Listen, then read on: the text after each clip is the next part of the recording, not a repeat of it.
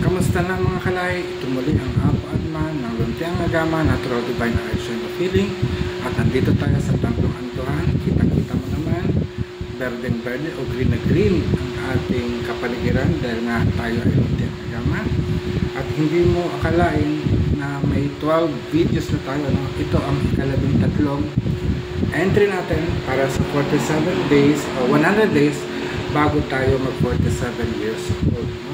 So, ang video kasi ito, ginagawa natin para isang palatandaan.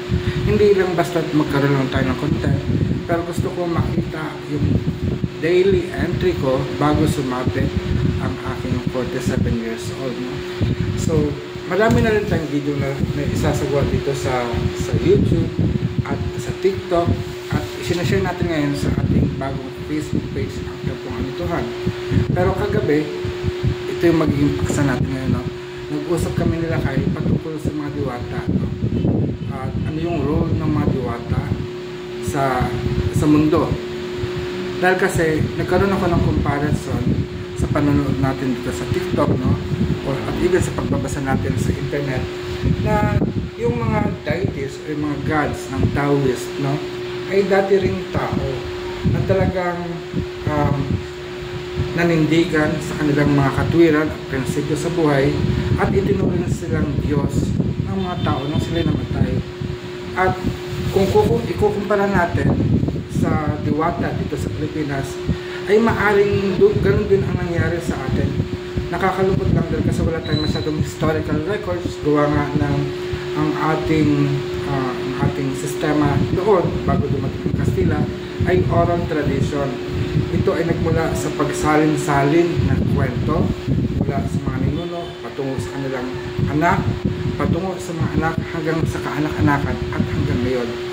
Isang hamon ito para sa makabagong panahon, lalo na sa ating mga anituhan dito sa Templong Antuhan, na to preserve those culture, yung pakikipagkwentuhan natin sa mga matatanda, yung pagkakaroon natin ng interactions, lalo na sa mga nanatitirang mumbaki ng Ifugao at Catalonan, wala na rin nga dito sa Pilipinas, no? Pero sinisikap natin mabuhay ulit at i-gather yung karunungan ng mga Catalonan at yun din sa mga babaylan ng Visaya at Mindanao.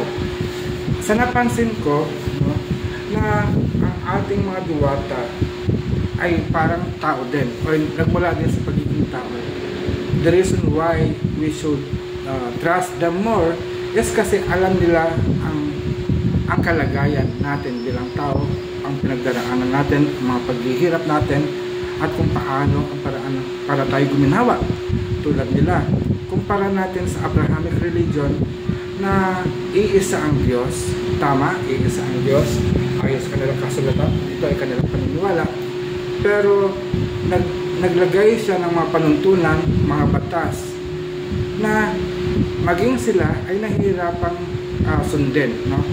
Samantala tayo, ang ating diwata ay naging tulad natin at tayo bilang tao ay may pag-asa na maging diwata din.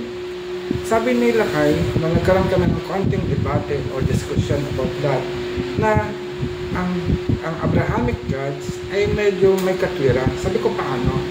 Dahil kasi naglagay sila ng batas. No? Kaya nga lang, ang nakikita ko dito is makasarili at selfish yung God ng mga Kristiyano at mga Muslim, no? Mga Abrahamic religion. Gawa nga na tanging batas lang nila ang nasusunod. Pero sa atin, maraming ibang gods. No?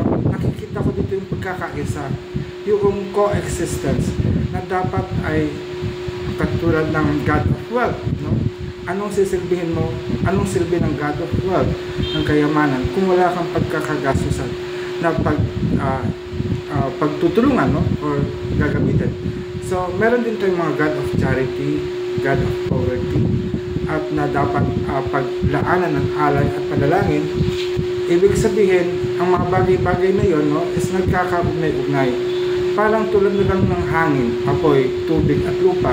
They coexist one another kasi parang walang silbi ang isang elemento kung hindi kabilang ang isa. Dahil hindi naman lahat ng elemento ay apoy. So lahat tayo ay sunog na, di ba? Tayo ay elemento ng lupa Hindi lahat ay kabundukan, may kapatagan din. At hindi lahat ay elemento ng tubig. So itong mga elementong ito, yung ating kaanyuan, ito yung katunayan ng pagkakaisa ng 5 elemento ng lupa, hangin, tubig, apoy, at ng espiritu.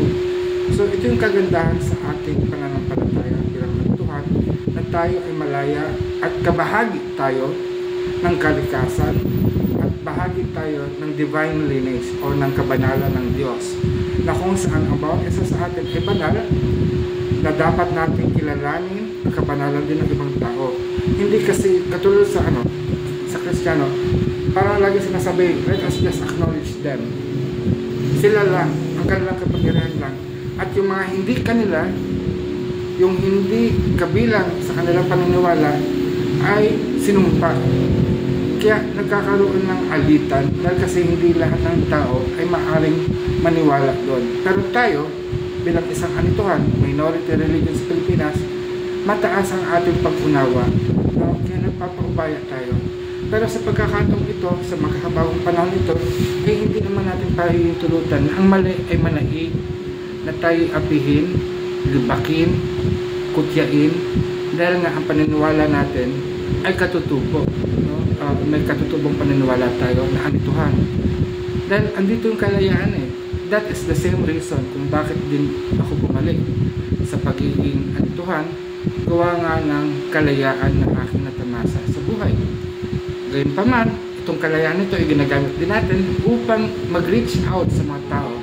Tulad sa 15 ng February, meron tayong mga ganap na gagawin sa may Nawa Wellness Kalatagan, at tayo magtuturo doon ng Gayuma Activation Ritual, kung saan ay magbabahagi kami nila kayo ng kaalaman kung paano manggayuma, ano ba talaga ang gamit nito, paano bang gumawa ng gayuma, at kung sakali man mayroong masamang epekto ng gayuma, ay paano ito bigyan ng lunas.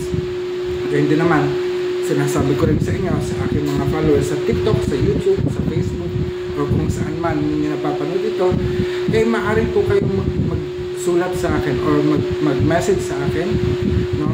Pwede nyo pong may contact form tayo sa ating website sa www.nandasnanglahit.com. Magpa-schedule po kayo ng tawas kung nais nyo pong mag-avail ng aming servisyo, lalo ng gayuma. No? Sabihin nyo po sa akin kung ano po ang problema, bakit nyo kailangan. Kasi minsan, we don't want to be biased, no? Na one-sided lang. Gusto natin maging makatwiran at makatarungan. Kaya hindi lang yung side mo ang dapat kong malaman. Siyempre, ayaw mo rin naman malaman na ginagayuma mo yung partner mo.